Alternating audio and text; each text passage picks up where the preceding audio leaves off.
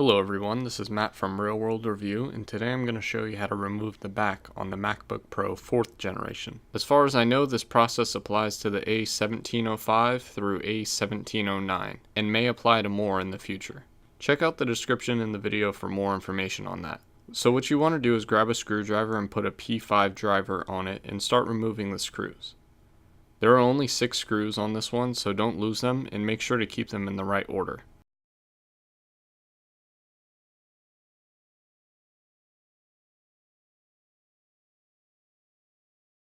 Once those screws are out, we will move to the bottom and start the removal process of the back. Using the side vents, you can put a plastic prying tool of some sort in and go around the bottom of the case. Next, you want to grab the bottom and add pressure onto the sides. There are 2 clips in the middle of both sides that need to be lifted off. Once that is done, the back should slide off towards the bottom with some force. Make sure to be very careful because adding too much pressure can cause you to scratch yourself on this computer if you pull too hard. Once the back is off, you're ready to work on the computer. You can see that there's these metal clips that Apple added onto the back. This would explain why there's no screws in that area. And if you look at the side, you can see that there are clips over there too. This is another thing that Apple added instead of putting screws in the back. When you're ready, we can start to put the computer back together.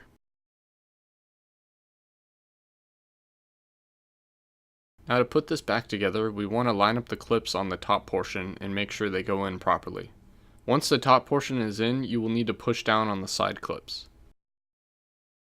Here's where the top clip needs to go into. Just line it up and plug it in place.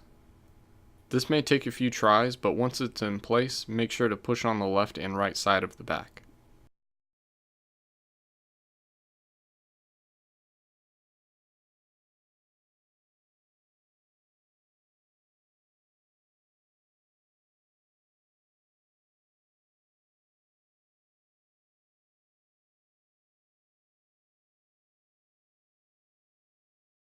If you're looking on the top of the computer, there shouldn't be any lifting.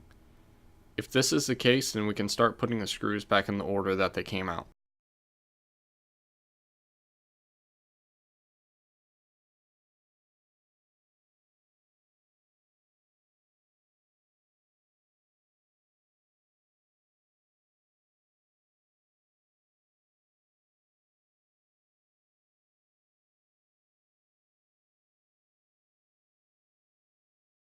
Once the screws are in, go around the computer and make sure that the back is sitting flat.